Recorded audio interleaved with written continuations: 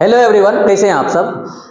इस वीडियो में आपको क्या है कि कुछ आपको खास देखने को मिलेगा, क्योंकि आप देखे होंगे जो भी आप टीचर का तैयारी कर रहे होंगे और टीचर का जब तक तैयारी नहीं करते हैं तो किसी भी स्कूल में आप जो है पढ़ाने के जो है काबिल भी नहीं होते हैं। और पढ़ाने के लिए आप जब भी जाइएगा तो आपसे पूछेगा कि शिक्षक पात्रता परीक्षा आपने क्या है क्वालिफाई किया है कि नहीं। तो इसके लिए क्या है कि आपको क्या क्या सिलेबस होता है शिक्षक पात्रता परीक्षा पास करने के लिए, उसमें हम लोग देखेंगे। तो आपको सबसे पहले क्या है कि प्राइमरी टीचर अगर बनना चाहते हैं या 6 to 8 का माध्यमिक टीचर बनना चाहते हैं तो उसके लिए आप देखिएगा तो टीचर बनने के लिए क्या है कि सिलेबस क्या होता है। एक तो है दो तरह का, सरकार जो है राज्य सरकार खुद एग्जाम लेती है और एक जो है सेंट्रल गवर्नमेंट जो है केंद्र सरकार खुद एग्जाम लेती है। तो राज्य सरकार अपना अपना जो एग्जाम लेती है तो उसका टेट एग्जाम होता है, मतलब टीचर एलिजिबिलिटी टेस्ट। और यही सेंट्रल गवर्नमेंट जब लेती है तो उसको बोलते हैं सेंट्रल, मतलब कि सेंट्रल टीचर एलिजिबिलिटी टेस्ट, मतलब सीटेट बन के आता है। ऐसे बिहार सरकार लेगी तो बीटेट बन के आएगा। तो वहां पे देखिएगा तो वो जो सीटेट या बीटेट जो भी ले रहा होगा वो देखना चाहता है कि शिक्षक के पास शिक्षण कला है कि नहीं, मतलब पढ़ाने का टेक्निक है कि नहीं। और पढ़ाने का टेक्निक जो है सब आपका निर्भर करता है सॉरी, पढ़ाने का टेक्निक आपका निर्भर करता है कि आप जो है बीएड का या एक क्लास जो आप किए हैं, बीएड का कोर्स जो किए हैं, उस बीएड के कोर्स में आपका क्या है कितना बढ़िया आप जो है कर पाए हैं, पढ़ पाए हैं, तभी आप एक लड़का को पढ़ा पाइएगा। उस बीएड के कोर्स में आप देखिएगा कि वहां सबसे ज्यादा इंपॉर्टेंट एक जो है कोर्स होता है, मतलब कि सब्जेक्ट का नाम होता है जिसको हम लोग बोलते हैं कि सीडीपी। सीडीपी देखिएगा जिसको बोलते हैं फुल फॉर्म के चाइल्ड डेवलपमेंट एंड पेडागोजी। उसमें क्या होता है कि किसी भी बच्चे का कैसे विकास करना है, बच्चे का विकास कैसे होता है, इस विकास को समझने के लिए हम लोग क्या पढ़ते हैं, सीडीपी। जब तक आप स्कूल में पढ़ाने जाइएगा, स्कूल में पढ़ाने जब जाइएगा तो वहां जब तक एक बच्चे को समझ नहीं पाइएगा कि बच्चे के दिमाग में क्या चल रहा है, भला वो अपने भावना को विचार के एक भाषा के माध्यम से व्यक्त ना करे, लेकिन क्या है एक टीचर होने के नाते आपको समझना पड़ेगा कि बच्चे के दिमाग में चल क्या रहा है, तभी उसके समस्या को समझ के उसका समाधान करिएगा, तब बच्चा अधिगम कर पाएगा, मतलब कुछ चीज सीख पाएगा। वही हम लोग देखते हैं कि सबसे ज्यादा इंपॉर्टेंट जो चीज होता है वो आपका होता है सीडीपी, जिसके बारे में आप जानते हैं कहीं कहीं बुक में इसका सीडीपी का नाम दिया जाता है मनोविज्ञान, कहीं कहीं बुक में दिया रहता है शिक्षा मनोविज्ञान, कहीं कहीं इसका दिया रहता है सीडीपी जिसको बोलते हैं कि चाइल्ड डेवलपमेंट एंड पेडागोजी, मतलब बाल विकास एवं शिक्षण शास्त्र। और कहीं पे भी कुछ रहेगा तो हम लोग एक ही चीज समझते हैं कि सीडीपी का मतलब क्या है साइकोलॉजी, साइकोलॉजी का मतलब क्या है सीडीपी, या और कुछ भी शिक्षा मनोविज्ञान जिसको बोलते हैं एजुकेशनल साइकोलॉजी। तो हम लोग यहाँ देखते हैं कि सबसे पहले इसका सिलेबस क्या रहता है, क्योंकि अगर ये समझ गए तो आपको ये कम से कम आधा जो है एक बात जो है क्लियर हो जाता है कि आपको पढ़ना क्या है।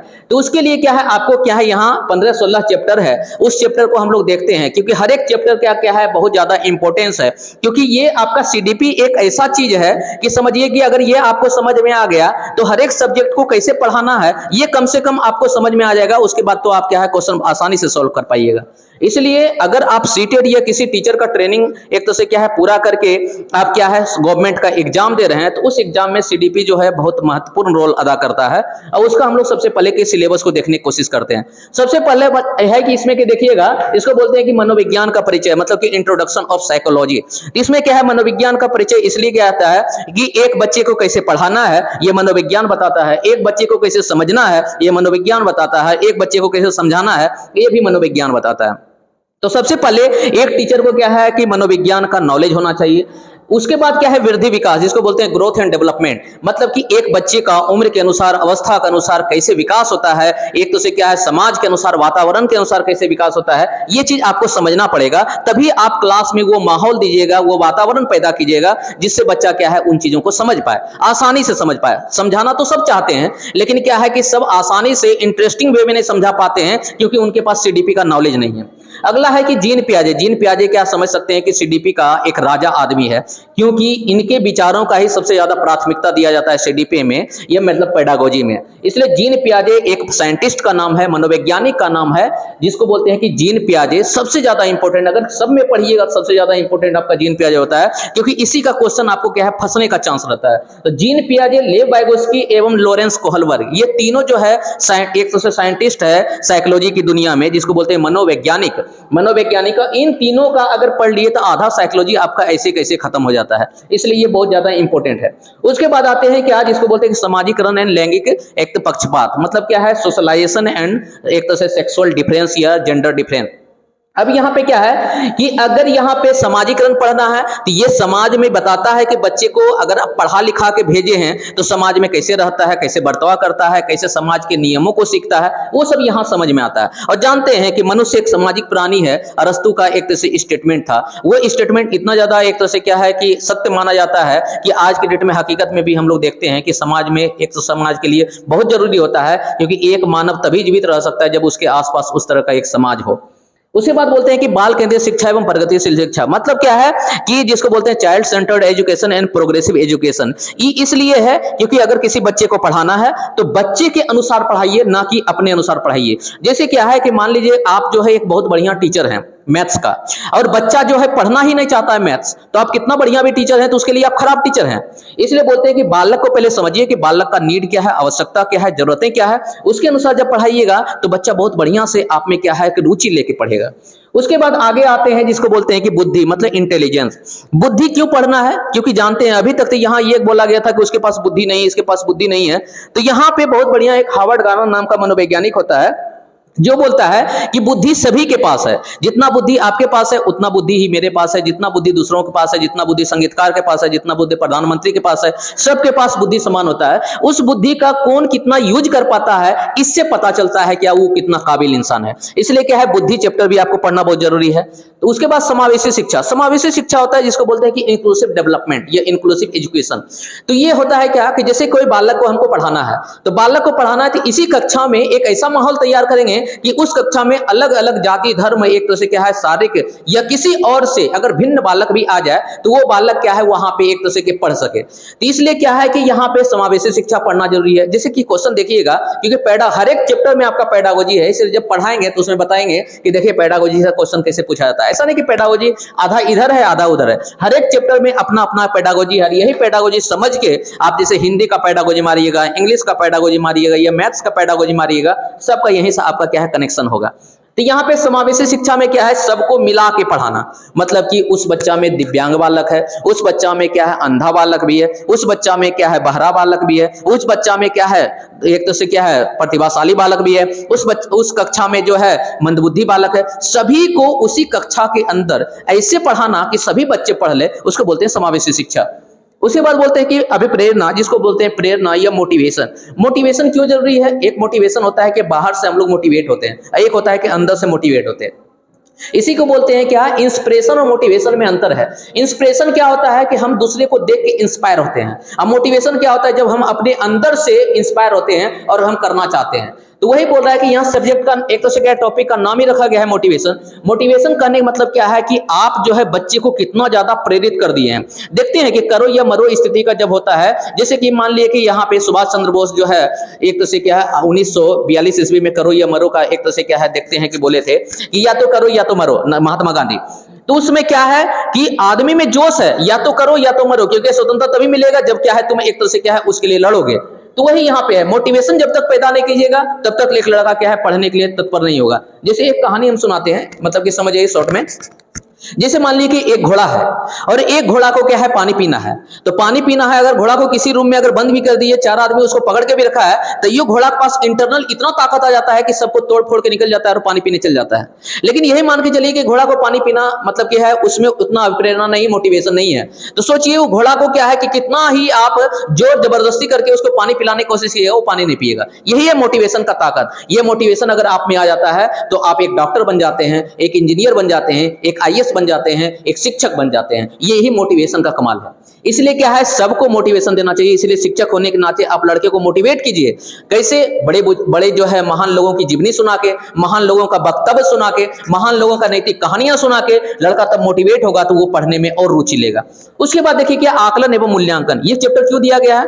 क्योंकि ये चैप्टर ये बताता है कि आपने अगर बच्चे को पढ़ाया है तो पढ़ाने के बाद बच्चे ने कितना सीख पाया है उसका एक टीचर को पता भी होना चाहिए। उसके लिए क्या है आंकते हैं और मूल्यांकन करते हैं। जैसे मान लीजिए परीक्षा लेते हैं, परीक्षा लेना क्या है आकलन या मूल्यांकन का ही एक पार्ट हो गया। उससे हमको ये समझ में आता है कि हमने जितना बच्चे को पढ़ाया है बच्चा कितना सीख पाया है। क्लियर है। उसके बाद उसका जो भी त्रुटियां रह गया उसको हम लोग दूर करने का काम करेंगे, वो आकलन या मूल्यांकन में होता है। उसके बाद बोलता है कि अधिगम का सिद्धांत, मतलब प्रिंसिपल ऑफ लर्निंग।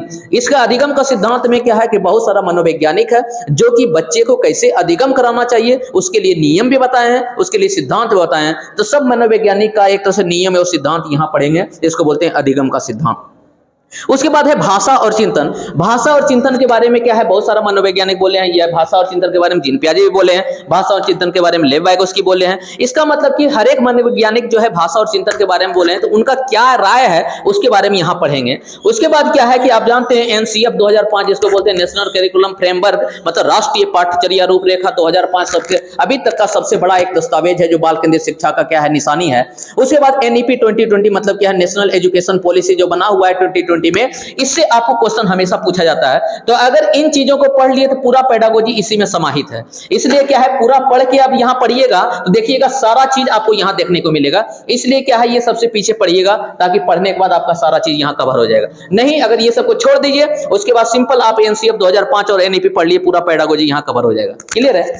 तो उसके बाद क्या है, भारतीय शिक्षा व्यवस्था जानते हैं कि भारतीय शिक्षा व्यवस्था में कैसे कैसे आया हुआ था, कोठारी कमीशन कैसे आया, एक तरह से क्या है राष्ट्रीय शिक्षा समिति कैसे बना। उसके बाद क्या है 1986 का आप एजुकेशन पॉलिसी देखते हैं। उसके बाद क्या है 2005 का एनईपी देखते हैं। उसके बाद 2009 का आरटीई देखते हैं, आरपीडब्ल्यूडी एक्ट देखते हैं 2016 का। उसके बाद क्या है एनईपी 2020 देखते हैं। इसका मतलब जितना भी शिक्षा व्यवस्था अभी तक कैसे प्रोग्रेस किया है उसके बारे में हम लोग यहाँ पे देखेंगे।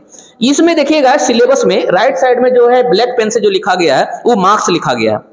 मतलब क्या है, आप जानते हैं कि सीडीपी जो होता है अपना सब्जेक्ट 30 नंबर का रखता है, लेकिन इसका दावेदारी जो होता है 90 नंबर पे होता है। कैसे होता है हम लोग क्या है आने वाले वीडियो में आपको बताएंगे, क्योंकि यहाँ सीडीपी से ही स्टार्ट होगा आपका चैप्टर, इसलिए सीडीपी का यहाँ इंट्रोडक्शन हो रहा है और यहाँ सीडीपी का क्या है आपका सिलेबस चल रहा है। तो यहाँ पे क्या देखिएगा, सबका एक तो से क्या है मार्किंग दिया हुआ है कि कितना मार्क्स का क्वेश्चन उससे पूछा जाता है। क्योंकि आप टीचर का तैयारी या किसी भी चीज का तैयारी कर रहे हैं तो सबसे पहले आपको पता होना चाहिए कौन से टॉपिक से कितना नंबर पूछा जाता है, मेरे लिए कौन सा टॉपिक ज्यादा महत्वपूर्ण है।